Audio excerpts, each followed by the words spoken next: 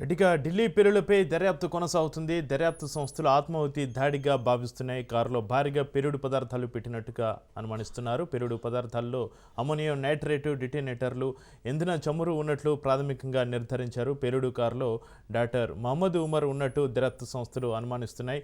ఫరీదాబాద్ మాడ్యూల్తో పాటు సంబంధాలు ఉన్నట్టుగా అనుమానిస్తున్నారు. మృతుడి DNA శాంపిల్స్ను పోలీసులు సేకరించారు. ఢిల్లీ ప్రత్యేక పోలీసులు కీలక ఆధారాలు సేకరించారు.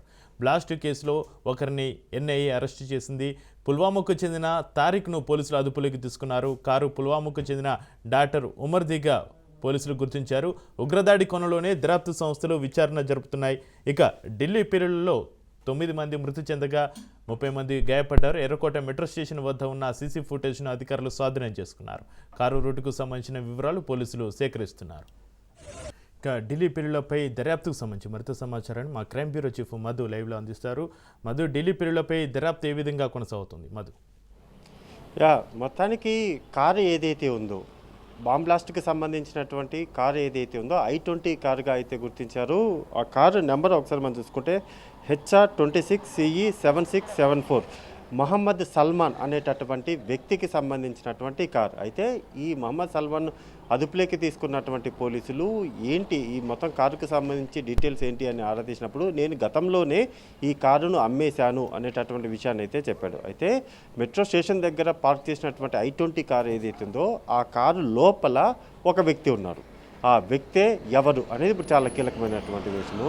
పట్టుబడినటువంటి డాక్టర్ ఎవరైతే మహమ్మద్ ఉన్నారో అతనే ఈ కారులోనే ఉండి తనంతట తానే మొత్తం పూర్తిగా కూడా బాంబ్ బ్లాస్ట్ అంటే ఆత్మాహుతి దాడి ఏదైతే ఉంటుందో పూర్తిగా కూడా కారు లోపల అమ్మోనియం నైట్రేట్ లాంటి పేలుడు పదార్థాలను పెద్ద సంఖ్యలోనే కారులో ఉంచి ఆ తర్వాత ఈ బాంబ్ బ్లాస్ట్కి పాల్పడినట్టుగా అయితే తెలుస్తుంది. అతను కూడా చనిపోయాడు. అంటే ఒక ఆత్మాహుతి దాడి ఏదైతే ఉంటుందో ఆత్మాహుతి దాడికి పాల్పడడానికంటే ముందు ఇతను ఆ కారును అక్కడికి తీసుకొని రావడం, పార్క్ చేసి అనుకున్న సమయానికి అంటే 6:55 ఏదైతే ఉందో ఆ సమయానికల్లా బాంబ్ బ్లాస్ట్ జరిగేలాగా అతను పక్కాగా ప్లాన్ అయితే చేసుకున్నాడు.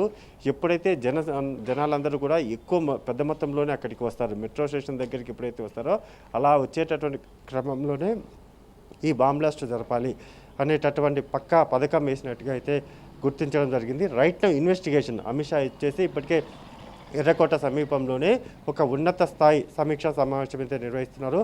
ఆ సమావేశంలో జరిగినటువంటి దాడి ఏదైతే ఉందో ఆ దాడికి సంబంధించి ఇప్పటి వరకు కూడా ఏ ఉగ్రవాద సంస్థ కూడా ఈ బాంబ్ బ్లాస్ట్ మేమే పాల్పడ్డాము అనేటటువంటి విషయాన్ని అయితే చెప్పలేదు.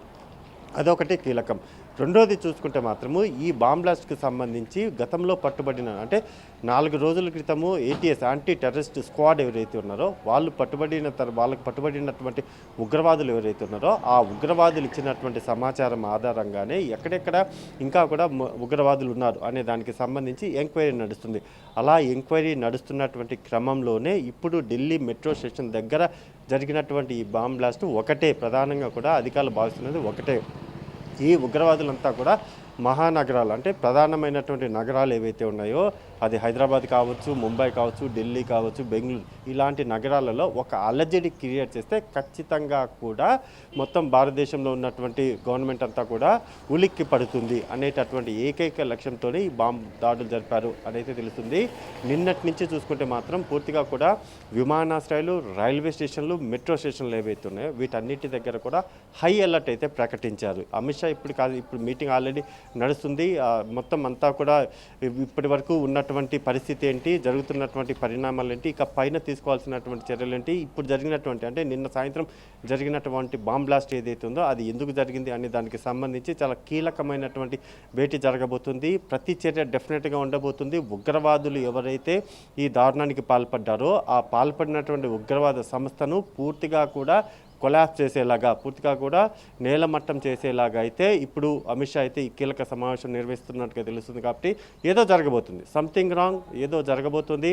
అమిత్ షా ఈ స్థాయిలో ఉన్నత స్థాయి మీటింగ్ ఏర్పాటు చేశాడంటే ఖచ్చితంగా కూడా రివెంజ్ అనేది ఉండబోతుందా అనేది కూడా ఇప్పుడు చూడాల్సినటువంటి విషయం. ఎందుకంటే ఒకరు ఇద్దరు కాదు, ఇంతమంది చనిపోయినటువంటి సుమారు 10 మందికి పైగా చనిపోయినటువంటి ఈ ఉగ్ర దాడి ఏదైతుందో దీనికి ప్రతీకారం తీసుకోవడానికైతే భారత గవర్నమెంట్ అయితే సిద్ధమైంది. అందులో భాగంగానే ఇప్పుడు ఒక సమీక్ష సమావేశం నిర్వహించి ఇప్పటికే ఇండియన్ గవర్నమెంట్ దగ్గర ఉన్నటువంటి ఒక కీలక సమాచారము ఎవరు చేసినటువంటి దాని వెనక ఉన్నటువంటి వారు ఎవరు అనే దానికైతే ఒక క్లారిటీ ఉన్న నేపథ్యంలోనే వితిన్ 24 అవర్స్లో ఏం జరగబోతుంది, రివెంజ్ ఎలా ఉండబోతుంది అనేది చాలా కీలకం. పహల్గామ్ దాడి ఏదైతే ఉందో మనం చూసాం, ఆ తర్వాత జరిగినటువంటి పరిణామాలన్నీ కూడా మనం చూసాం. ఈ నేపథ్యంలోనే ప్రస్తుతం ఈ దాడికి సంబంధించి ఎర్రకోటలో జరిగినటువంటి మెట్రో స్టేషన్ దగ్గర జరిగినటువంటి I-20 కారులో ఆ కారును తీసుకొని వచ్చి తనంతటా తానే బాంబు బ్లాస్ట్ చేసుకొని పూర్తిగా కూడా ఇంతమంది ప్రాణాలు పోవడానికి సహకరించినటువంటి ఉగ్రవాద సంస్థను టార్గెట్గా అయితే ఇక పైన అడుగులు ఉండబోతున్నాయి.